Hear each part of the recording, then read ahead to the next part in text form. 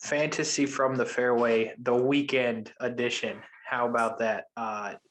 First and foremost, Jenks, the people are wondering, did you survive the medical ailment in which you had that kept you out of the show this week? Well, I had my CAT scan yesterday. Okay. And we'll know on Monday. So unconfirmed. What's officially going on. Yeah, still not feeling great, but we'll figure it out. Interesting. Well, we're glad to talk to you here on the Hey, is this supposed to be a long show or a short one? Short. Okay, because I'm gonna throw in a story then. Okay. They told me when they injected, they had to put like dye in me, and then like oh a yeah, couple so of they can different see things. Yeah, and he said it's gonna be warm.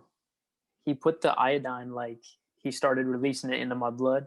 When I tell you, my ass was cooking. it. like it was not warm in the slightest. It was hot. Oh boy. Yeah, so just wanted to throw that out there. Oh, I'll ask Amanda if she's dealt with that because I'd imagine she's had that procedure done. Okay, so guys, when they do the iodine, they get the warmness in the butt area. Girls get it in the chest, apparently. So, Well, now that we've moved away from the doctor segment, it is the weekend edition phase from the Fairway for the Players Championship. What we're going to do quickly is run down kind of what's been going on, a recap, if you will. We're going to look at the best betting options for the outright winner, and we're going to check what we do, the DraftKings on the weekend, give you some options there. But, Jenks, I know you're a working man, so you do not get to watch as much golf on the Thursday, Friday as I do. I'm sure you'll be locked in the next 2 days. But yes. I want to know if you can tell me, what do these 2, 4, 6, 8 – oh, no. Oh, no. There we go. What's going on? It looks good to me. We're covering Patrick on my end. So, okay. Could you tell me what these 2, 4, 6, 8, 9 men all have in common? Yeah, they suck ass. Yeah. So the 9 men you're looking at on the screen, all priced over $8,700 in DraftKings this week. Missed the cut.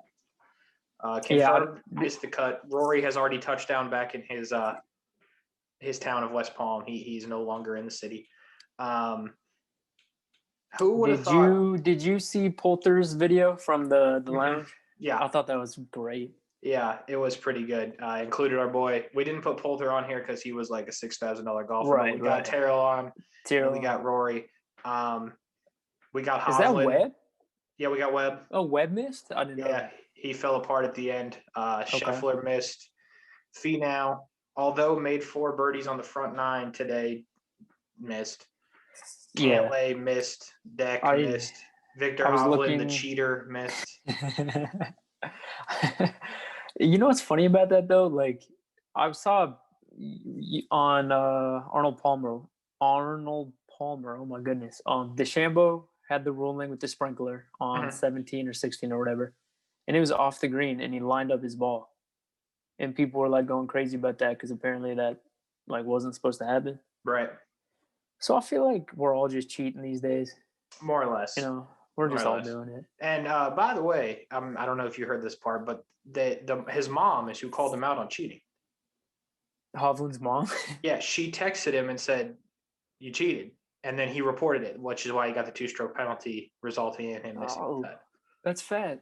Well, I mean, that's pretty cool. I like that. Yeah, so pretty incredible turn of events, which means most likely the winner is going to be a random winner, if you will. It's not going to be Rory or Webb. I mean, it still could be. John Rahm's in the mix, but pretty crazy stuff that all these guys missed the cut. I know Patrick Reed and his family aren't close, but maybe his mom should start watching. Ouch. Yeah. This is the original 6K graphic that we brought you, and I have some good news about it. Yep, there's Rick. That's a good call on Henrik. Yep.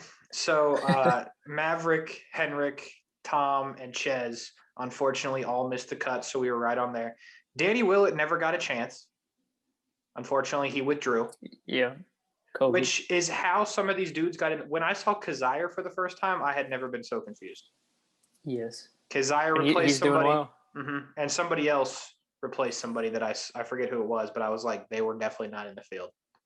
Yeah. But then if you look over to the thumbs up side, Steele, Varner, and Bradley all make the cut. Keegan is in somewhat of contention. Munoz misses on the number, unfortunately, but pretty solid 6K graphic, if I do say so for sure. myself. Let's update the picks quickly here. Okay. I went ahead and just put that in. Sorry about that. I was hot when Morikawa finished on the cut. I was hot as well, since he bogeyed 3 of the last 5 and needed a birdie to make it. He went from being in the top 10 to not making the cut in 3 holes. So, yeah. But I mean, good for me. He could have made one more, but we digress. It happens. So we're gonna flip over, and I guess we will start here. Are you familiar with what happened to Ben On? Yeah, and he tagged himself. Yeah, well, this is unfortunate what's happening to me right now. It's not working. There we go.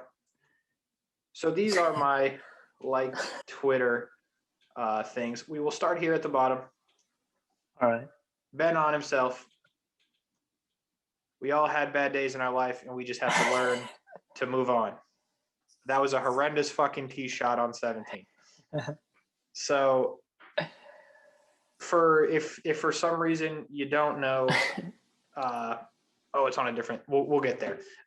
This is what the guy Charlie tweeted. If you were a PGA Tour live player, this is what happened after Ben On. His score went from +1 to +12. That's an unfortunate thing to see. Your score jump up 11 shots after one hole. You cannot win them all, unfortunately. Me and you have been there. However, this was his first day, according to Golf Channel, where you see he makes the 11. Right. Today though, par. No. Okay. All right. He makes par today. I thought it was going to be like a hole-in-one or something stupid. Nah, he makes par today. Okay. And the Golf Channel let him know he was most improved, in which he replied, "Thank you." So Ben On, it goes without saying, does not make the cut, unfortunately, after the 11.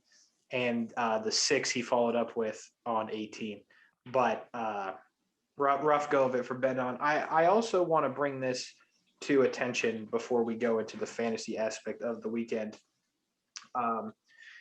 Adam Scott, I think this will make the cut. Good for Adam Scott. But I want to run you down how he played the par 5 16th in the first round. Shot 1, 338 yards to the left fairway, 170 to the hole. Shot 2, 167 yards to the green, 9 feet, 11 inches for eagle. Shot 3, 12 feet, 22 inches to the hole for birdie. So he missed he missed the 9-footer for eagle. He has 22 inches for birdie. Shot 4, 23 inches, 0.5 inches to the hole. So Adam Scott somehow, some way missed a 22-inch birdie putt. Yeah. He then goes and throws a dart on 17 and goes from there. I just want to know how you do that. Yeah, at that level, I'm not sure. That is. And I thought when you were saying it though, he went 9 feet on his third shot, and then you said 9 feet, so I thought he went like 18 feet, 9 past the hole. Right. Yeah, I see why that could be confusing.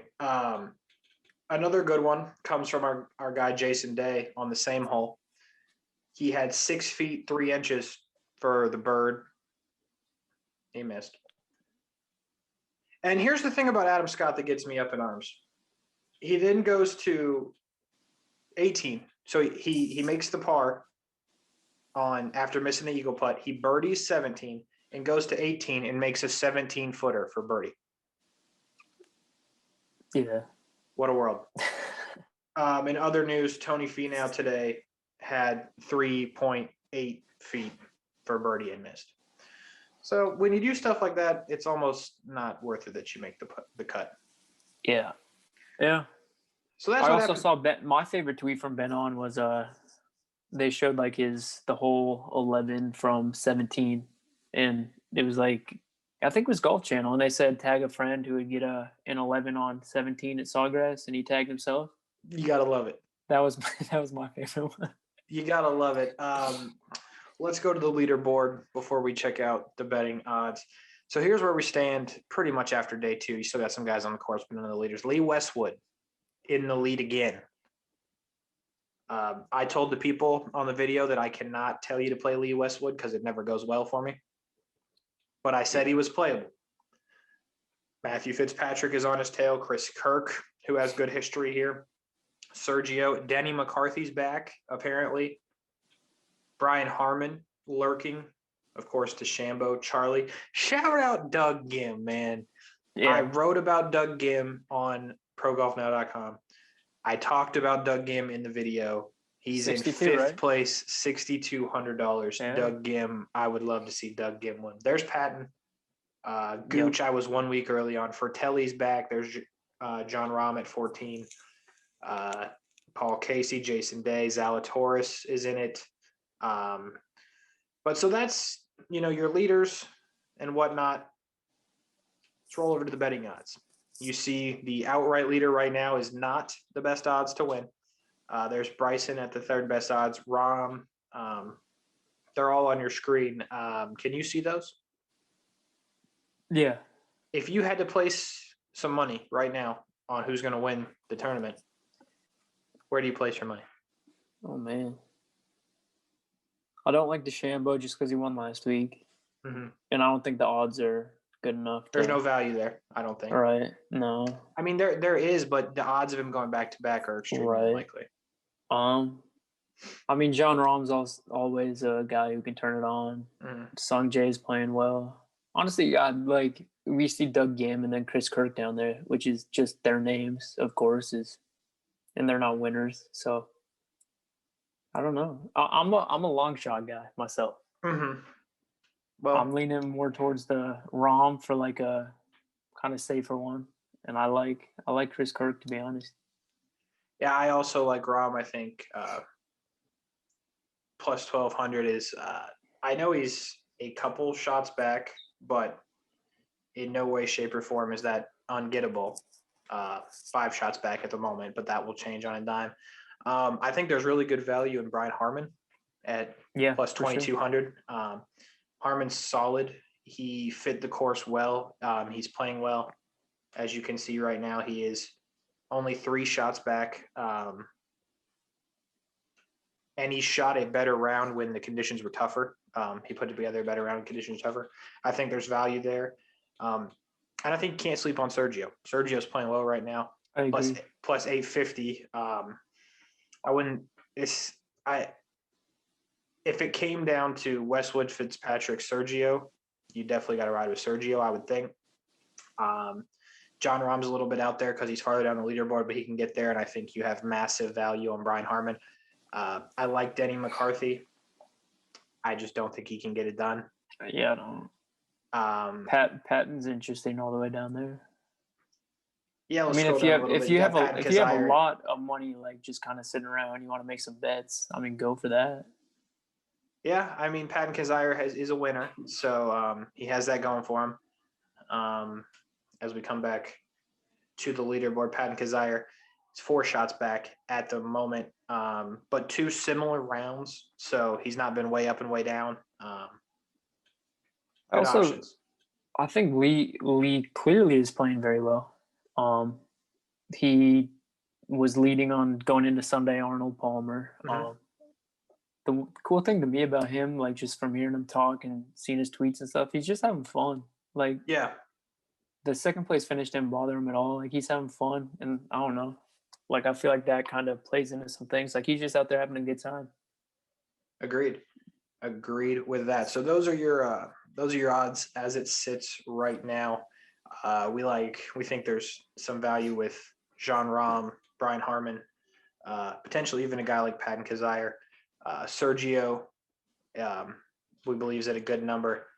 Just to recap that, let's roll over to the DraftKings real quick, where you can get in a weekend tournament right now if you so choose. A $20 entry puts you in the running for $40,000.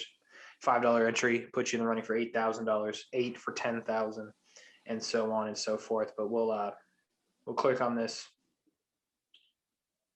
entry here, and we'll see the top ranked player in price wise is Dustin Johnson at $10,300. It's interesting. You have Bryson at 10-1. Justin Thomas comes in at the same price he was before the tournament, 9-9. John Rahm is at 9-7, which is interesting due to his position on the leaderboard. Colin Morikawa at 9-4. So, I've never played weekend, to be completely honest. Mhm.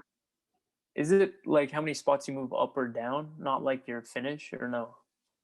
So like when the thing starts, you will get the points for wherever your person is, like at the moment. Okay. So like if you pick the guy that's in first right now, unless he wins, you're really not getting any value there.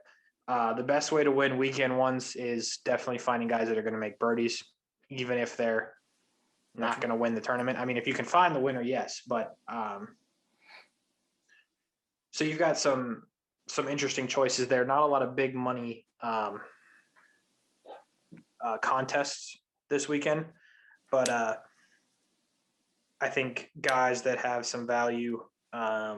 Fitzpatrick, 8,700. He's probably not going to fall way out of the leaderboard. I don't see him winning, but you could go that route. Zalatoris gets a big jump up to 8.6. I don't know if I'd pay that because he's not a good putter. He has he's in a good spot for being young, but at 8,600 you could also at 8,400 you could have Sergio. So Sergio I think is a good play at $8,400 there. Jason Day at $8,000 is a good play. Where's Lee Westwood is at $7,500. So you can have Lee Westwood at $7,500. That seems like a good option. Where's Doug Gim? Then I give him a price. 7,000. Doug Gim bumped up to the 7K for the weekend entry there. A lot of good options. Doug Gim, 7K. Got to roll with it. But yeah, so that's how that is going to work. How are your lineups looking? I think in the $1 million contest, I'm in first, of course. Sure. And I think that's the only one I entered. Okay. So first. Nice. So you had some combination of Charlie Hoffman, Doug Gim, Lee Westwood, Brian Harmon, Denny McCarthy, Fratelli, something like that. Those are pretty much the boys. You just named it. Yeah. I definitely didn't have Xander and Sam Burns and Russell Henley. Right. And all three gentlemen did not make the cut, unfortunately. No, and I didn't think they would. So that's good. I am teetering on the edge of greatness in the $1 million contest. I will only be without Tony Finau this weekend. Oh, solid. However, Colin Morikawa, Will Zalatoris, Joaquin Neiman, Jason Day, and Adam Scott will carry the load the rest of the way for me. So we'll see how that plays out. I'm obviously not in as good shape as you are with the people we mentioned that are definitely not Sam Burns, Andrew Schauffele, and Russell Henley. No, couldn't be me. Couldn't be you. So yeah, that's it. We just doing a little chatting, a little recap, and a little best bet opportunities for the lovely viewers of fantasy from the fair. Well, I got you here, bro, and we're going anyways. I high-key recommend these because I know you like them. Oh yeah, those are good. So good. Just wanted to throw that out there. Yeah, well, maybe we can get a Hershey's sponsor. Hershey's. You never know. You never know. Is that it? That's all you got? Yeah. All right. That'll do it for the first ever weekend edition. Oh, He has something. Francesco. Yeah, I was gonna put him on the graphic, but he was only like 7,000, so I couldn't do that. Francesco, this goes out directly to you. I'm Okay. not mad. I'm disappointed. Mm-hmm. And I don't hold grudges, but me and you are through. Officially. You heard it here first. The Italian Stallion will not be a member of Roy Jenkins Jr. the third force lineups. Hey, we got a comment this week. We did. I'm gonna leave it Appreciate at you that. guys. All right, bro. Well, it's a good talk. I assume we'll talk in a couple of days for the Honda Classic. For sure. Who, by the way, none of the players cut today in the big name market will be playing in the Honda Classic. None of them jumped ship over there as of now. Okay. The guy that I had pegged to pick for that event is also not in the field. Who was that? Tommy Fleetwood. Okay. So that's unfortunate. So might be a bit of a shitter next week, but we'll Look cross forward that. to it. We'll cross that bridge when we get there. Thank you for watching. If you did, subscribe if you don't mind. Enjoy the golf. Jenks, you enjoy the golf since you haven't got to watch a lot yet. Appreciate it. And we'll talk next week. Yep. See you guys.